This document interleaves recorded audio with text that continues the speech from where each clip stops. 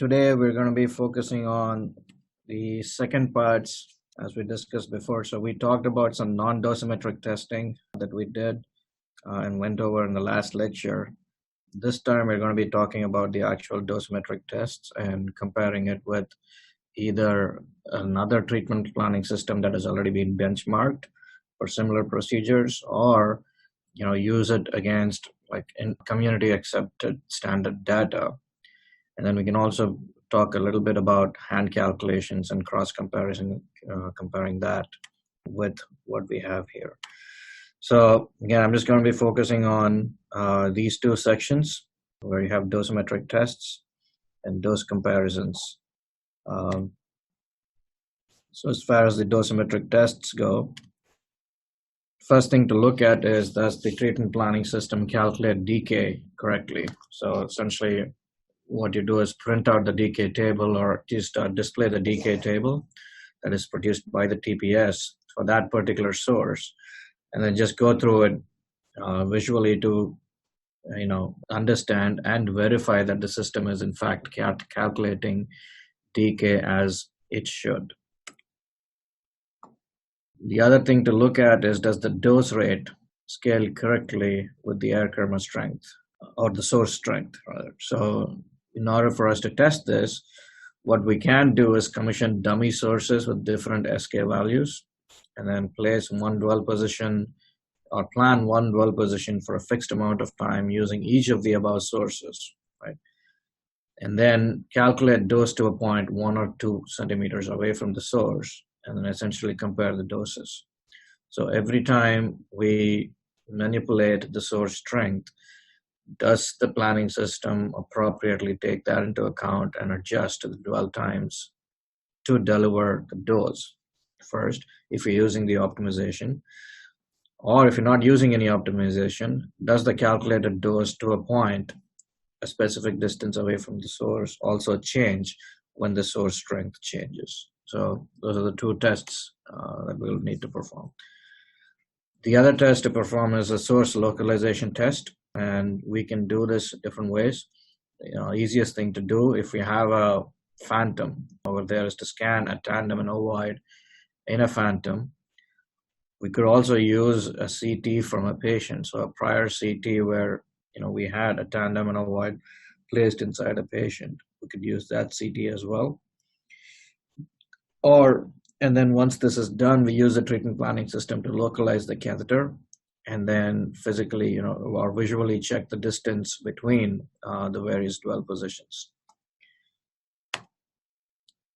The shield factor is something that we don't use here at MD Anderson, so we haven't really QA'd that over here. But if your particular institution is using shields of some sort during GYN brachytherapy, then you would probably want to test a plan like with the shields in place, compare that to a plan with no shields and things like that. But that's something that you can develop on your own. And then the impact of grid size, as we mentioned in the earlier chapter, changing the dose calculation grid size is going to affect the accuracy of the dose calculation itself. And so we want to understand what the optimal grid size is going to be for us to be clinically acceptable for each of our situations. So there has to be a trade-off between how long it takes to calculate the dose versus how fine of a grid do you want this dose to be calculated over. And then, of course, every system comes with a preloaded set of TG43 dosimetry parameters. Now, these are typically most likely from some sort of a community accepted standard. So, for example, the AAPM as an organization has recommendations for a set of TG43 parameters that can be used. Now, we could use that and review them, or we could compare TG43 parameters from another already commissioned planning system, if one such system is indeed available. So maybe at one of the partner hospitals or another collaborative hospital, if you have a set of TG43 parameters from a similar system setup, we could use that system as well. And then the last one that I had already mentioned is to use accepted community standard data. Any of those things is acceptable. And then, of course, once you have the TG43 parameters, you just go over the sheet with the parameters and make sure that those parameters indeed make sense for the kind of source that is being used. And then was there a question? Sorry.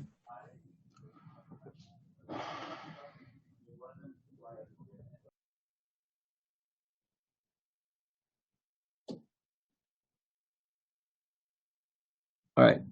So moving on, we also want to test the dose rate or treatment time correlation with the source decay.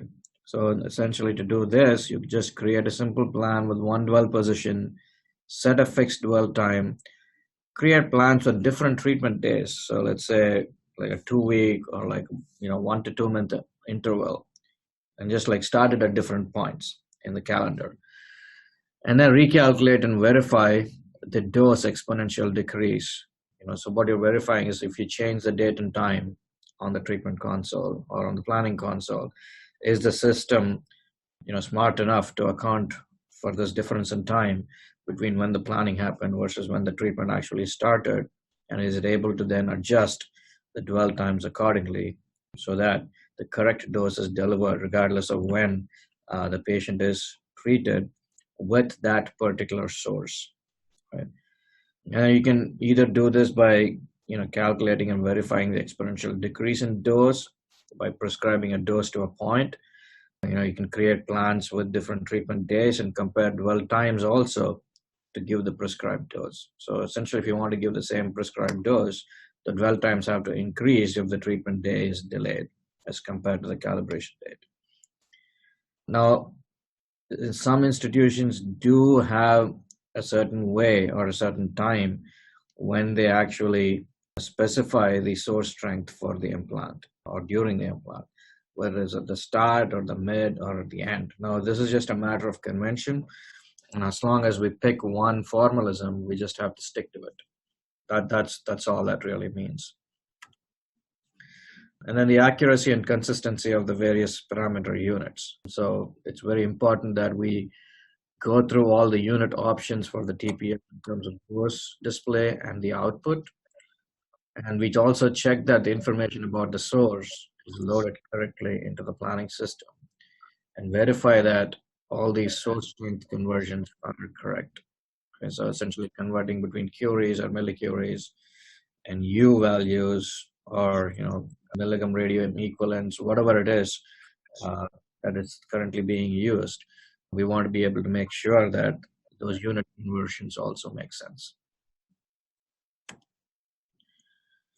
And then we move on to doing some dose comparisons, independent dose calculations and some hand calculations. So at the very least, when we get into the system, what we want to do is a simple hand calc. So for this, you just get a single source description, set a dwell time with one source position at a fixed distance, define dose points to test anisotropy and radial dose functions. So, and then you calculate the dose. So in our case, it was OnCentra, which was a treatment planning system.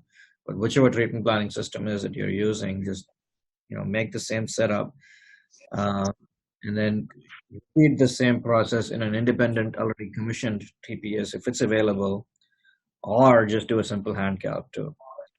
Calculate the dose, compare the dose to these points from the different sources, from the different planning systems, and also compare the dose that we determined using hand calcs based on the TG43 parameters that are already there. As long as we're all within a certain range that is acceptable clinically, we're good. And then the guidelines for what is acceptable can also be found in one of these task group reports that I've listed as a reference. So more than welcome to go through that. And then we just take some test plans. Right? So we have to identify which kind of treatments that are going to be done with that particular HDR unit. Is it going to be just domes and cylinders? Or is it going to be like HDR tandem and voids or tandem and rings or different kinds of applicators that we want to use? So regardless of whatever it is, you want to be able to at least test one example plan with those applicators. So for at least one dome size, you create a plan in the treatment planning system that is identical to one that's already been commissioned. If you don't have one, that's fine. Um, just develop a formalism for what you want. So as an example, for domes and cylinders, we have a CT model of the applicator itself for different sizes of domes and cylinders, which we import into Concentra.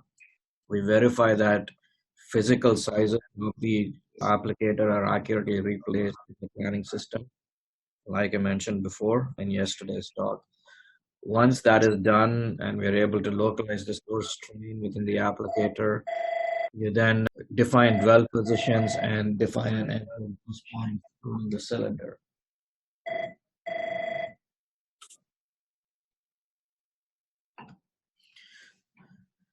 And then use the dose optimization to deliver, a certain amount of dose. So for us, the normalization point for the tubes and cylinders is the surface of the dome. And so we usually prescribe to the surface and say it's either 500 centigrade to the surface or 600 centigrade to the surface, whatever the case may be. And then we ask the system to optimize dwell positions in the dome to get us 500 surface. And then once you do this, you take a look at the plan and verify that the dwell time optimization algorithm is working correctly. And then we can also compare isodose distributions from the current treatment planning system to an existing treatment planning system that's already there. If you don't have that, again, hand calcs are good enough, or another calculation software like MU Check or any other dwell time calculation software that's already available. We can use that also to do this comparison. Now, if you want to be a little bit more accurate about this part of the commissioning, we can always define more dose points to compare the two plans as well. So in addition to doing HDR domes and cylinders, we also do tandem and ring PDRs or tandem and ovoid based PDRs and HDR here. So the PDR is our version of low dose brachytherapy. It's called pulse dose rate brachytherapy, where the source is essentially 1/10 of the activity as an HDR source. And we have the patients staying in the hospital in a room that is shielded with the afterloader, staying in the room with the patient. And the source comes out for a few minutes every hour to deliver the pulse, a few centigrade, and then retracts back. And over a course of 2 days, the total dose is delivered. So that's one of the treatments that we do here. In addition to this, we also started doing HDR procedures for some types of applicators. So what we then do is for one of those types of applicators, we load the CT images into Concentra from an existing patient and use the same dwell times and the total treatment time from that and create a plan with the current treatment planning system using that CT to define the tandem and ovoids. And then, of course, we compare the plans. Same thing, repeat the same thing that we did for the domes and cylinders. Perform dwell time optimization, to minimize bladder and rectal doses, limit vaginal wall dose, or any other constraints that you may have. And then compare that optimized plan, the auto-optimized plan, to a manually optimized plan. So some treatment planning systems do offer automatic optimization tools. Now here at MD Anderson, we, for the most time, use manually optimized plans for our HDR cases because there's a lot of customization involved in the way that we do our procedures. But that being said, we can always go back and have the system do this automatic optimization and then compare that to our manually optimized plans. What we've found is that for our requirements, the auto optimization tools don't really work very well. We still have to go back and manually optimize the plan. So we're just sticking with manual optimization for now. And then this flowchart here is a very good summary for the treatment planning commissioning workflow. This is taken from the report of the TG 186 of the AAPM, that essentially offers a schematic overview of what we would need to do in order to get a treatment planning system commissioned for HDR-based treatments. So I would urge you to take a look at this task group report, and then go through these various steps and sort your commissioning procedure based on these various steps here. And that way everything kind of flows very well from the start to the end. And then they also list some useful information about the various dosimetric uncertainties during the TPS commissioning process. They also list which party. So this whole commissioning process, let's remember, is a collaboration between the vendor and the physicist or the person in charge of the commissioning process at your particular institution. And so for each of these various steps here, this particular report lists who is the responsible party. Ultimately, as people that are the end users, we have to be responsible for pretty much most of the planning itself. But as far as some elements of this, like the source modeling, the seed modeling, material specifications, we do rely on the vendor to provide us with as much of an accurate information as possible, so that we have enough confidence in our treatment plans that we develop with these systems. Again, this is from the Task Group 186 report. So that's a very useful source to go over prior to starting the commissioning process. And then these are, again, some more references as far as how to go about commissioning the treatment planning systems for HDR brachytherapy, and in general, the practice of HDR brachytherapy itself. So that's as far as I have with this presentation. I'm going to take a brief moment and load up the worksheet that Adam has already developed, so that we can go over that page by page and understand what information is required for each of those pages. In the meantime, if there are any questions, I'm more than happy to answer them.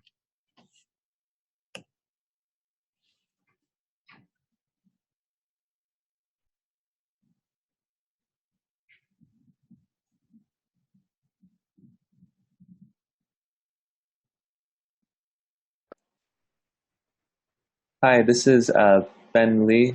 I'm just checking, does every center have a copy of the Excel sheet that Sastry is opening right now? If you don't have it, please type in the chat box so that I can send it to you.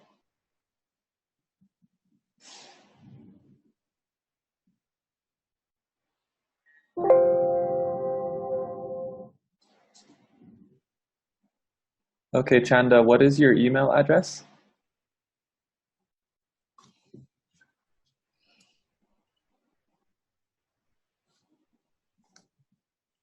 Great, we'll send this to you. Does anyone else missing it?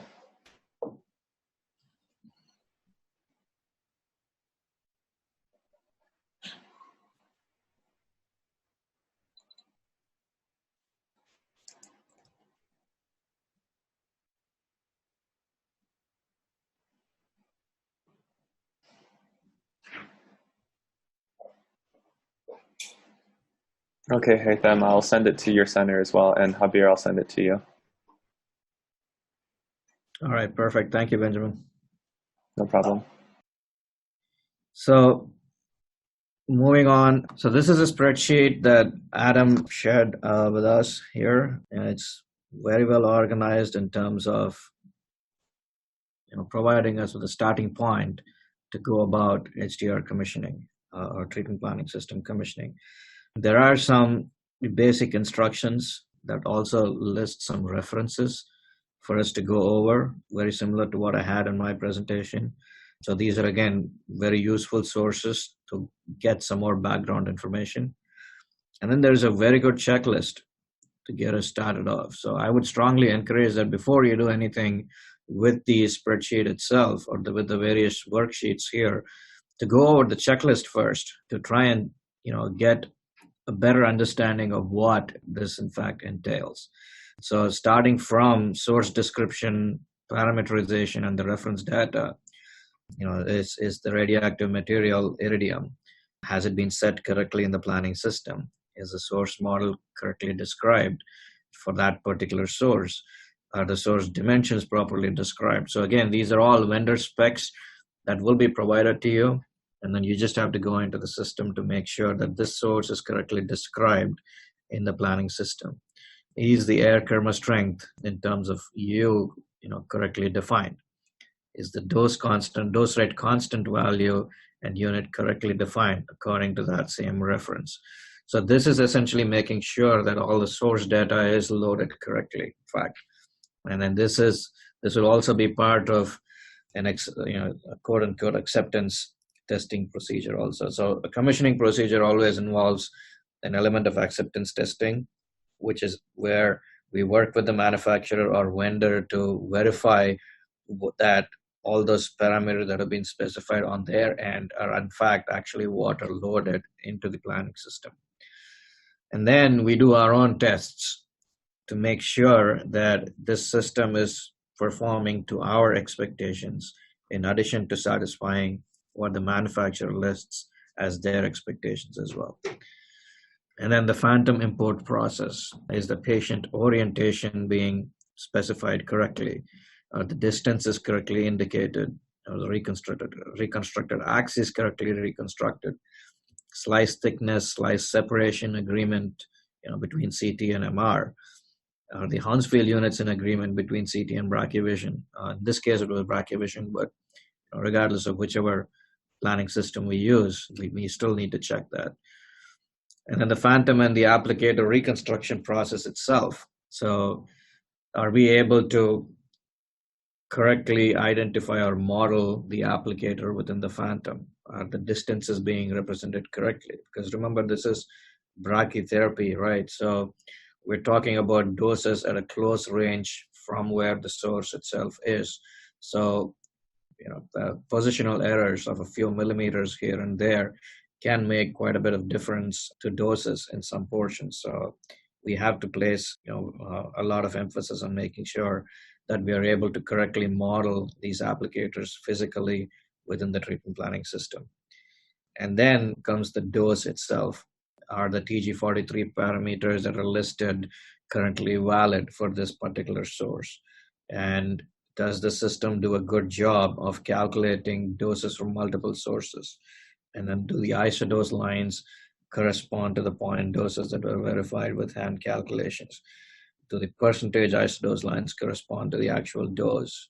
Do the actual calculation algorithms work as specified? And one way of testing that is to essentially double and halve the dwell time for a single source and verify that the dose is doubled and halved respectively. And graphically also, you can double and halve the distance of an isodose line from the source and verify that the dose is halved and doubled respectively. DVH reproducibility, same thing for a particular set of parameters. Is the DVH computed consistently and displayed properly? And if you're able to close out of the plan, come back to it and load the DVH again, is that display reproducible, assuming nothing with the plan has changed? And also scrolling back and forth between views, does that affect the isodose line display? Things like that. Is the decay factor calculated and applied correctly? These are all the dose calculation parameters. And then there may be, between the presentation that I had and this worksheet, there may be some instances where, we may have missed something, or, this worksheet may have missed something. So we strongly encourage you to collate information from both sources and then try and implement it as you see fit at your respective institutions. And then the plan export process, does all the information from the treatment plan correctly transfer to the console from the planning system? And then, each institution then has to develop their own protocols for verifying this information and signing off on this information during the actual treatment workflow. And then other things like the CT to electron density curve, has that been calculated correctly? And for those that have Accuros, do the mass densities agree with the variant algorithm guide? is a material conversion, density conversion table in, does that match the variant manual, things like that. Nucleatron has its own equivalent of the Accurus system. So, we haven't commissioned that here yet, but once we do that, we will need to develop a process for that as well. Once this is done, once we go through this particular checklist, we have a fairly good idea as to what to expect in each of these other worksheets that are listed here. So as you go through, this is just the source information, right, for doses in different phantoms, essentially. So this is some data from the RPC here in Bianchen for this particular source, a gamma med source. And so we just go through that and verify. There are different models here that are listed here. Again, this is water plus air. So this is a slightly different phantom as compared to the one from before. There's another phantom here. This is also water plus air, but the source is offset 7 cm from the origin. And then these are the doses that are listed. So things like this. And there's several other examples here for different source descriptions and phantom situations as well. So this is water and air with a TG186 applicator model in place. And so, these are all the different starting points of information that are available.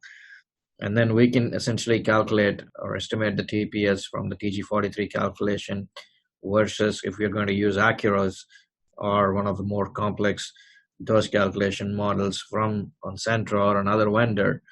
You want to be able to calculate all of that and then compare and contrast.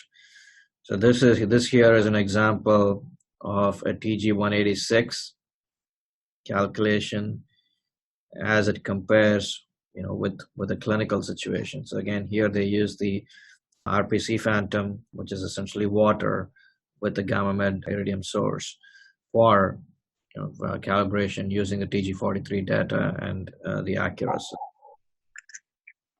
So these are all the different sources of information, and then we can, based on the data that we already have, we can then develop our own worksheet for the TG43 hand calcs, right? And so this here is an example of one such spreadsheet. So rather than start from scratch and do this, this worksheet already provides a very good framework for us to start doing this. So this is just a hand calc for a single point source. This is again a hand calc for a cylinder, dome cylinder type of situation. You can go through this as well. Done a very good job in describing where point A is, the dome itself, and some information about the source and the TG43 formalism that we're actually using. This is a tandem and ring worksheet, very similar to what we have for the hand calc cylinder for the dome. Again, very, very useful starting points. There may, you may need, based on your individual setup, to modify these worksheets a little bit, but nevertheless, it provides a very consistent framework for us to do this. This is the rad calc for those of you that are using rad calc to model the sources again. Again, this is a template for DVH analysis for different structures, where you're comparing the volume, the physical volume itself, looking at the differences in the volume, and then looking at the doses, the differences in the doses as well, and some DVH parameters. So again, a very good starting point for that. And a template for CT and MRI import, where you just go through the import process, check that the orientation matches and is represented correctly in the treatment planning system, and that there are not any artifacts or offsets or things like that. If there are any of those, then those are appropriately documented during the workflow process. And then this sheet is essentially a listing of the various TG43 parameters.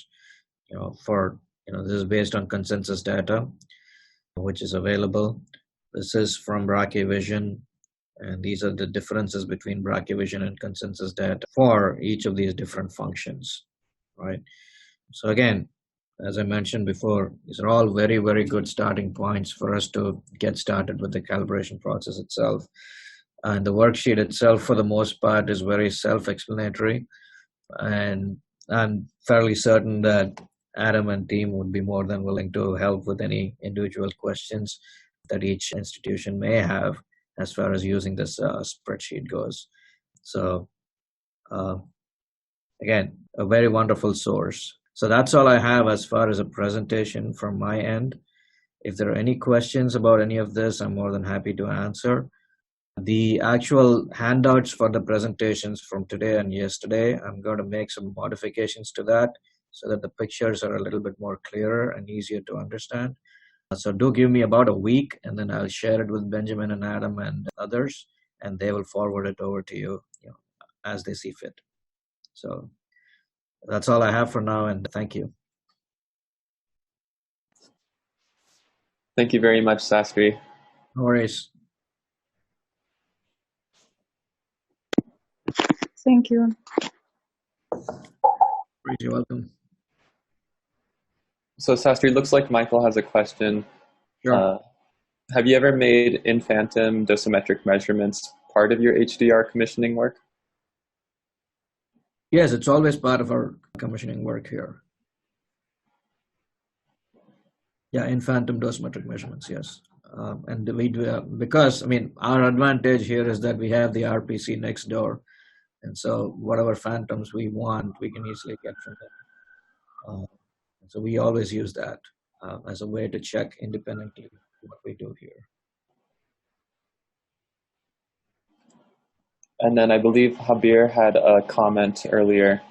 With his HDR treatment planning system, they don't have CT to ED.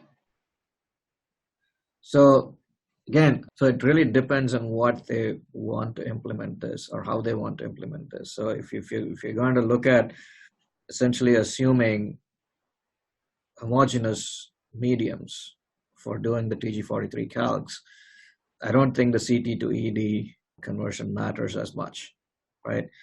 Now, that being said, if you want to understand how the applicator itself and the surrounding anatomy attenuates the radiation spectrum from the source, then yeah, you don't need that for each. And it's not very hard to get the CT to electron density curve. Phantoms are usually available. There are numerical phantoms also that are out there. You don't need a physical phantom to be able to do this. And so we could use information from, say, a numerical phantom to load the CT to electron density curve into the planning system. And then try and make some measurements on the CT scanner that you have over there. So the challenging part is being able to make the measurements at the CT scanner and then comparing it. But numerical phantoms are available.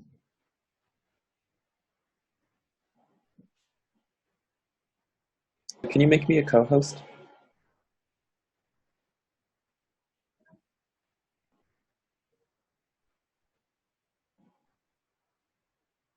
Good. Since we have a little bit extra time, I would love to hear a small update from some of the centers on how your commissioning process is going.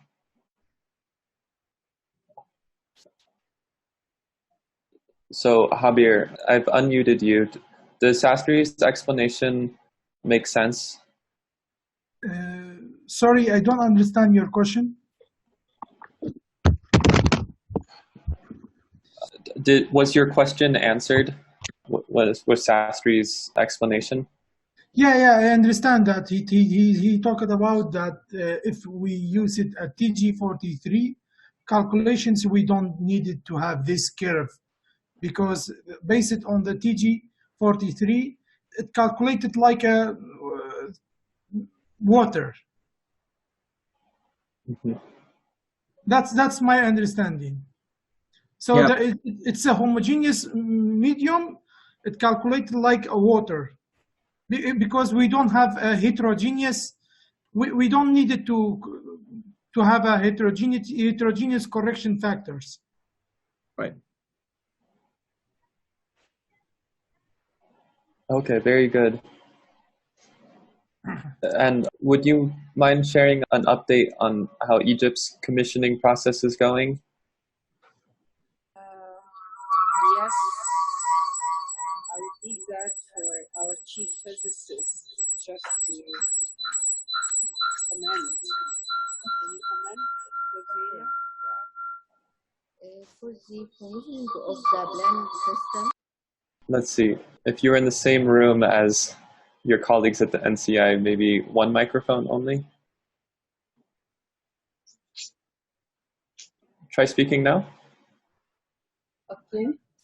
For the commissioning of the planning system, the important point we are doing all the time, it is make a plan with a point source and check with the hand calculation. Because we haven't any another software like to compare the software with another software. And this is mostly what we are doing. We don't use any homogeneous. We haven't the facility for that. We can do on water only. But in homogeneity, we haven't the facility. Okay, thank you. Okay. I could understand some of that, but it sounds like this has been helpful and that your questions are being answered.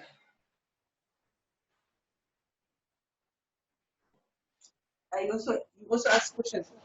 I type it. No, I can switch on, but I've just muted now. Hi, Malupe.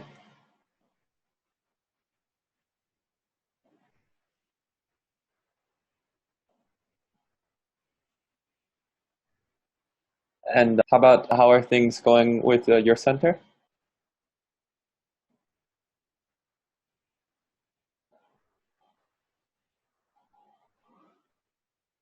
Let's see. I believe he's muted.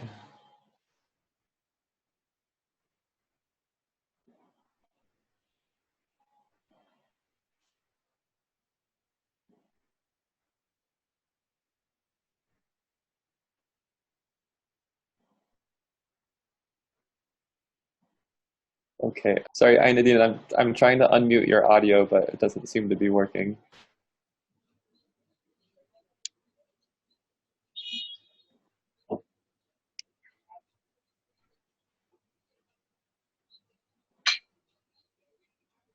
Yeah, now you can hear me.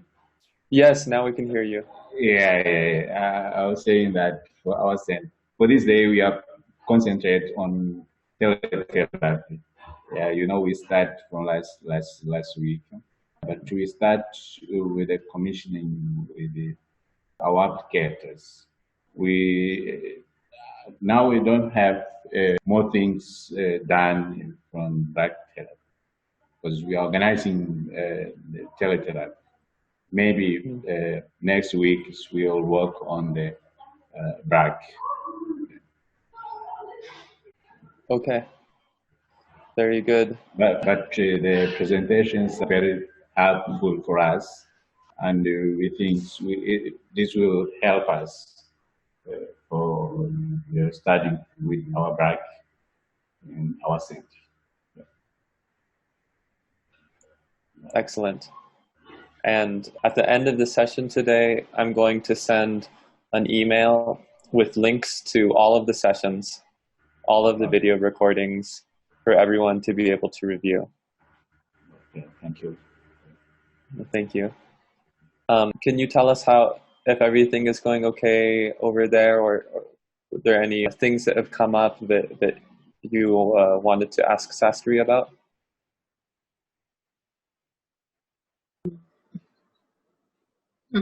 Hi. Sorry, I got cut off, so I couldn't follow. I didn't know that you had asked the question, but I think so far so good. I have two of my workmates on. And would it be okay for them to comment as well?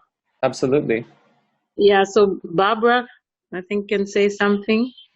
But otherwise, from my side, I think we are great, at least for today's session.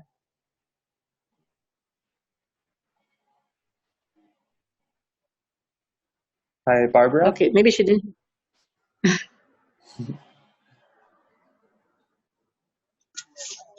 Hello, I hope you can hear me. Yes. Okay, so we've picked up quite a few things. We've been using Brachy, I think, since 2006, but we've picked up a lot of things that we are not doing that we need to start implementing as soon as possible. So all the lectures have really been helpful for us as well. Mm.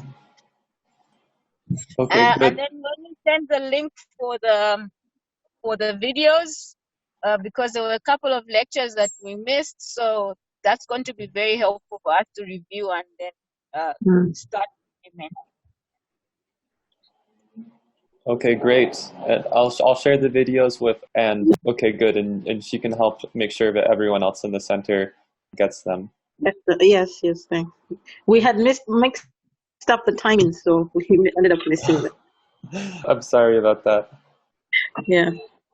And Barbara, do you mind sharing with the group what's one example of something that you weren't doing that now you think you're going to try to start doing? So we need to re-look at our commissioning of applicators, including the CT applicators. And then there are some applicators that we are currently not using clinically. So it would also be the lectures were very helpful for us to start implementing, those new applicators that we have and haven't been using. Mm-hmm. Okay, very good. This is excellent. We're glad to hear that it can be helpful, and we want to help you practice the best that you can be. Right. Mm-hmm. How about Muder, Sura, and Nuras? If one of you wants to speak.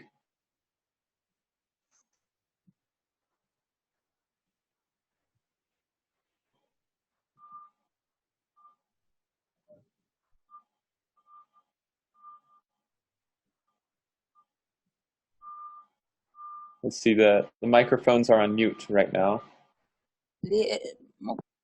Oh, we heard you for a second, Sura.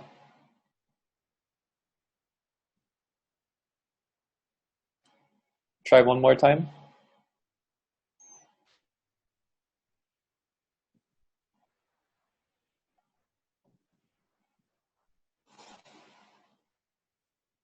I think she accidentally pushed disconnect.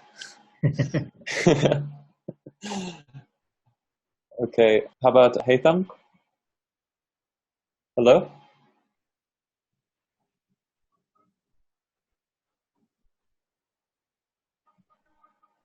Or whoever is a screen named Mohammed. I believe that's King Hussein Cancer Center.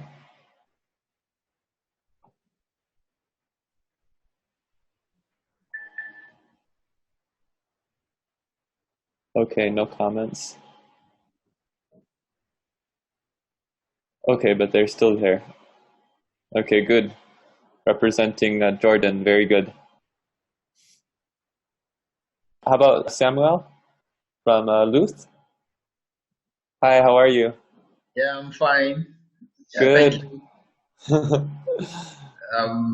We've been getting a lot from the trainings, and I just want to encourage you guys to please keep the work going. We have been going through the lectures, and presently in our center we are about to start the commissioning really, because we're about to send for our source. So this lecture is or this training is just in time for us. So by the time we start proper, I'm gonna be in contact with you. I'm gonna disturb you a lot, Benjamin. You're ready for me. Okay. Yeah, thank you. We'll be ready for you. We have one person for each step of the process. Very happy to help out. Okay. Okay. Even with ordering and receiving the sources, we have a session on that too. Okay. Thank you. No, thank you. And remember, maybe not everyone in your country is getting this training right now. So we hope that you guys can become the new experts to help share the knowledge. Yes. So. Very good. Thank you, Samuel. Chanda, hi. Are you able to unmute your microphone, Chanda?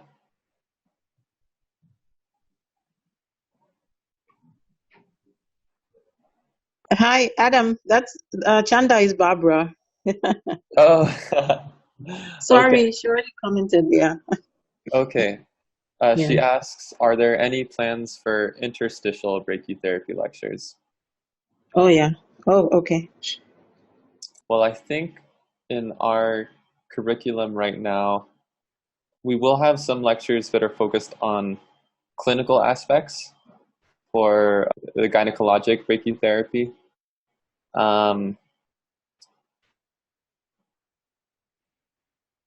In this curriculum, I'm just reviewing it right now.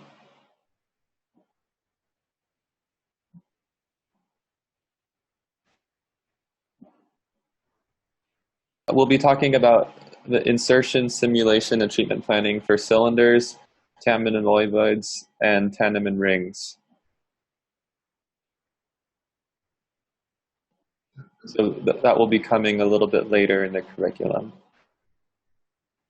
as well as radiobiology, EQD2, emergency procedures, and different uses of applicators.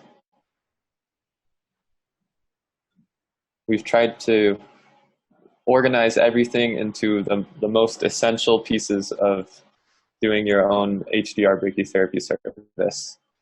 And we hope to build more and more education off of this. But for now, I think starting with this, if you can understand these lectures very well, you'll be very well established for your program. Okay, good. Moansa, are you with which center? Hi, I'm with the Cancer Diseases Hospital, so I'm with Barbara and Malapi. Oh, excellent. Pleased to have you. Thank you for joining. Thank you. And Hadir Hassani?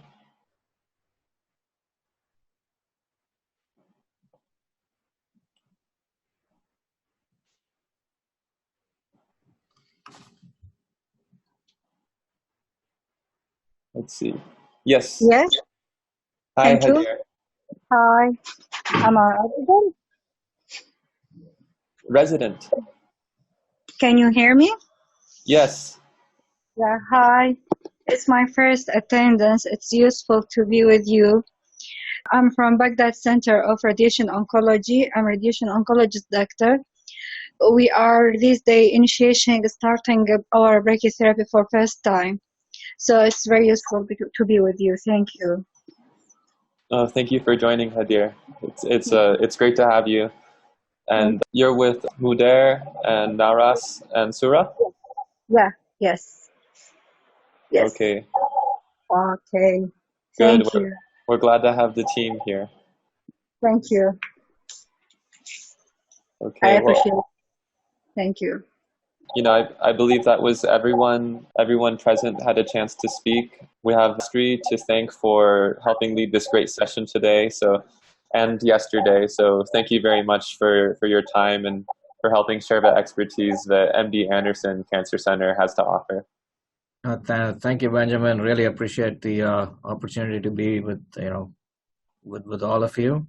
I have learned quite a bit. It's not easy organizing something like this, so I want to say kudos to Benjamin, Adam, and the team over there for helping put together all of this. And I look forward to being involved or staying involved and helping out as much as I can. If I have been a little bit lax in getting stuff out to you, please do forgive me. The waxing and waning pressures at work, as you all know very well. So once again, thank you for the opportunity. Excellent, thank you. And with that, we will conclude the session. As always, feel free to email us if you're missing any lectures. Don't hesitate to ask. We're happy to send them again. And I'll be sending an email to everyone here with the video recordings from all the sessions that we've done so far. Okay. Have a good day, everyone. All right. Thank you. Bye.